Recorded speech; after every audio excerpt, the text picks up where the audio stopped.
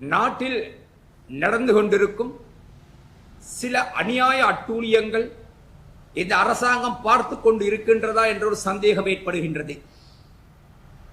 அரசாங்கத்தில் அவசரகால சட்டம் இருக்கின்றது.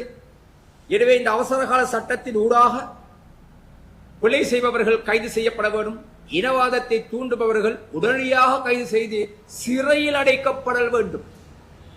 எனவே யாழ்ப்பாணத்திலே சென்ற ஜனாதிபதி ஆற்றிய உரைக்கு எதிராக இன்று விமல் வீரவன்ச மற்றும் பலர் உரையாற்றிக் கொண்டிருக்கின்றார்கள். எனவே இவர்கள் இனவாதத்தை தூண்டுவதற்கும் சிங்கள மக்கள் மத்தியிலே தன்னுடைய செல்வாக்கை வளர்த்துக் கொள்வதற்காக இவர்கள் செயல்படுகிறார்கள் என்பது எவ்வித மாற்று கருத்தும் கிடையாது. எனவே அவசரகால சட்டம் எதற்காக இந்த நாட்டுக்கு தேவைப்படுகின்றது. இவ்வாறான தவறு செய்பவர்கள் உடனடியாக கைது செய்து சிறையில் அடைக்க வேண்டும்.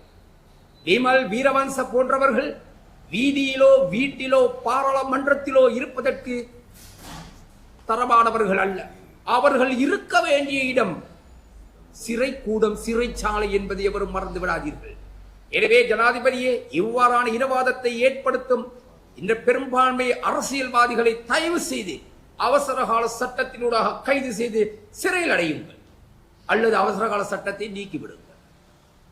அவசரகால சட்டம் கொண்டு வருவது எதற்காக, கொண்டு வருவது எதற்காக, நடைபெற்றுக் கொண்டிருப்பது எதற்காக?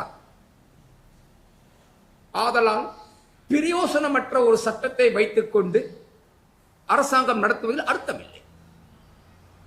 ஒன்று, இவர்கள் கைது செய்யப்பட்டு சிறையில் அடைக்க வேண்டும். இந்த நாட்டுக்கு எதிராகவும் தமிழ் சமூகத்துக்கு எதிராகவும் இனவாதத்தை தூண்டுபவர்கள் கைது செய்யப்பட வேண்டும், அல்லது அவசரகால சட்டத்தை ஒதுக்கிவிடுங்கள். பிரயோசனமற்றதாக இருக்கின்றது. ஜனாதிபதி அவர்கள் யாழ்ப்பாணத்திலே வீதியிலே நடந்து செல்கின்றார். எனவே அங்கு மக்களிடையே பாதுகாப்பு இருக்கின்றது என்பதை ஊர்ஜிதம் செய்யப்படுகின்றது. அதுபோல் கடந்த எந்த ஜனாதிபதியுமே இவ்வாறாக செயல்படவில்லை. பலர் சென்றார்கள், பாதுகாப்போடு சென்று கோயிலிலே அமர்ந்து பூஜை செய்தார். மஹிந்த ராஜபக்ச பல்லாயிரக்கணக்கான ராணுவ பாதுகாப்புகளோடு சென்றார். ஆனால் உங்களுக்கு மக்கள் இவ்வளவு மரியாதை கொடுத்து பாதுகாப்பு கொடுத்து உங்களை அந்த வீதியிலே அழகாக நடந்து செல்வதற்கு ஆதரவளித்திருக்கின்றதால் அப்பகுதியிலே இப்போது தீவிரவாதமும் இல்லை என்பது நிரூபிக்கப்பட்டிருக்கிறது. எனவே தீவிரவாத தடை சட்டம், அவசர கால தடை சட்டம், இவை அனைத்தையும் நீங்கள் எடுக்க வேண்டும் என்பது எங்களுடைய அன்பான வேண்டுகோள்.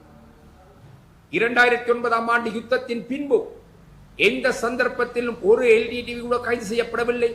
இந்த நாட்டுக்கு எதிராக செயல்பட்டார்கள் என்று எவரும் கைது செய்யப்படவில்லை, கைது செய்யப்படவும் இல்லை, குற்றவாளியாக காணப்படவும் இல்லை. எனவே எதற்காக பயங்கரவாத தடை சட்டம்? அதான் அவசியமானது. உங்களுக்கு தேவையாக இருந்தால் நீங்கள் அது சாத்தி மீண்டும் இந்த பாராளுமன்றத்தினூடாக நீங்கள் உடனடியாக அச்சட்டத்தை மறுபடி கொண்டு வரலாம். காரணம், எதிர்கட்சி ஆதரவு உங்களுக்கு தேவையில்லை. 159 ஆசனங்கள் இருக்கின்றது உங்களுக்கு. ஆகவே அதனூடாக அதை செய்யுங்கள். இதையே நாங்கள் எதிர்பார்க்கின்றோம். கிவுல்லோயா திட்டம் 2300 கோடி ரூபாயில் ஆரம்பிக்கப்படுவதாக நாங்கள் கேள்விப்பட்டோம். ஆனால் பல ஊடகங்கள், சுமந்திரன் கூட கூறியிருந்தார், இங்கே சிங்கள குடியேற்றம் நடைபெறப் போகிறது. ஆனால் எங்களுக்கு தெரியாது இங்கே குடியேற போவது சிங்களவர்களா, தமிழர்களா, முஸ்லிம்களா, பரங்கியர்களா, அல்லது வெளிநாட்டிற்கும் வெள்ளைக்காரர்களா என்பது எங்களுக்கு தெரியாது, எங்களுக்கு தேவையும் இல்லை. ஆனால் ஒன்று, யாருக்கு எதை கொடுக்க வேண்டும் என்பது முக்கியமானது.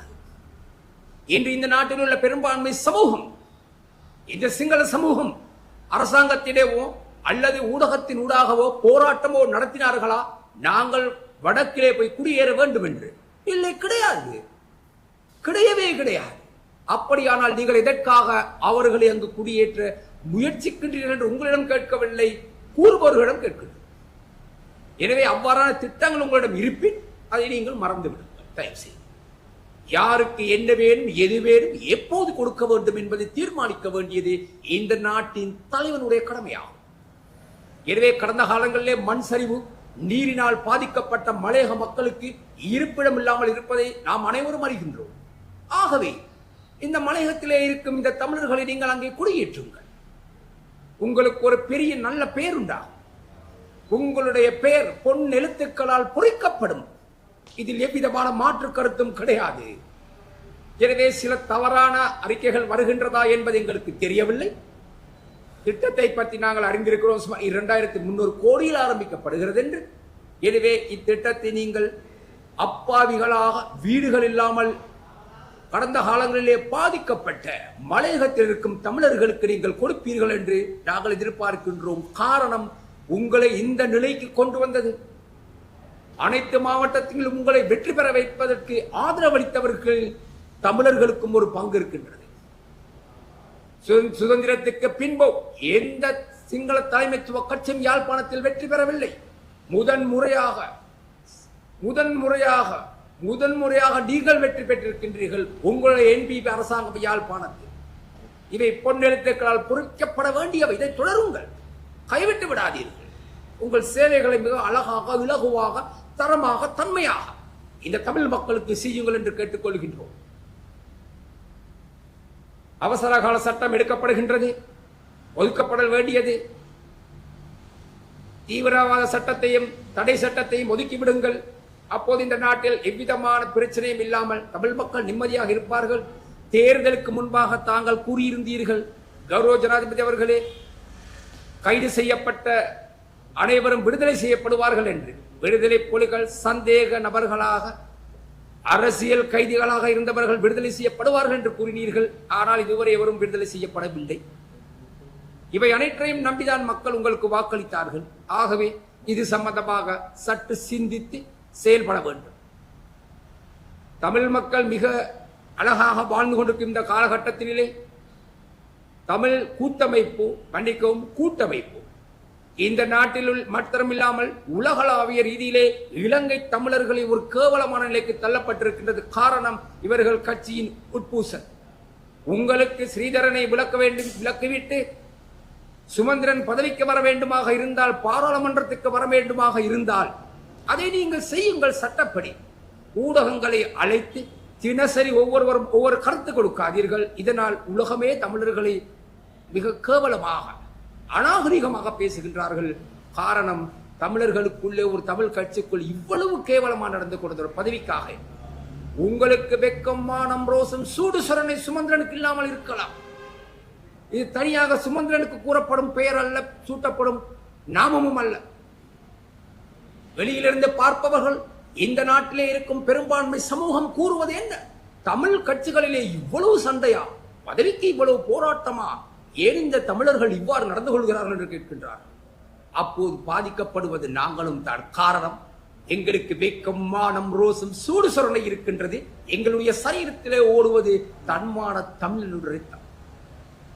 எனவே ஸ்ரீதரனை பழிவாங்க பார்க்கும் நீங்கள், அது உங்கள் உட்கட்சி பூசல் எங்களுக்கு தேவையில்லை. நிச்சயமாக நீங்கள் மாகாண சபை தேர்தலில் போட்டியிட மாட்டீர்கள் என்பது அனைவருக்கும் தெரியும். தெரியாவிட்டால் எல்லோரும் தெரிந்து கொள்ளுங்கள். ஒருபோதும் சுமந்திரன் மாகாண சபை தேர்தலில் போட்டியிட மாட்டார். அவர் போட்டியிட போவதும் இல்லை. காரணம், அவருக்கு வெற்றி பெற முடியாது என்பது அனைவருக்கும் தெரியும். அவர் போலியாக கூறிக்கொண்டிருக்கின்றார். இப்படியெல்லாம் கூறிவிட்டு பாராளுமன்ற உறுப்பினர் ஸ்ரீதரனை கட்சியில் இருந்து ஏதோ ஒரு காரணத்தை கூறி வெளியேற்றிவிட்டு அந்த பதவிக்கு வருவதற்கான ஒரு சதி திட்டமும் ஒரு நகர்வுமே இது. நீங்கள் நகருங்கள் அல்லது ஊருங்கள், எதுவும் செய்யுங்கள். ஆனால் ஊடக சந்திப்புகளை வைத்து தமிழர்களை அசிங்கப்படுத்தாதீர்கள். வடக்கு மண் என்பது தைரியமான மண், வீரமிக்க மண், வீரியமிக்க மண். இந்த மண்ணிலே பிறந்த சுமந்திரன் போன்ற கோழைகளால் இந்த மண்ணுக்கும் அந்த சமூகத்திற்கும் அந்த மொழிக்கும் கேவலமாக இருக்கின்றது என்று தெரிவித்துக் கொள்கின்றேன்.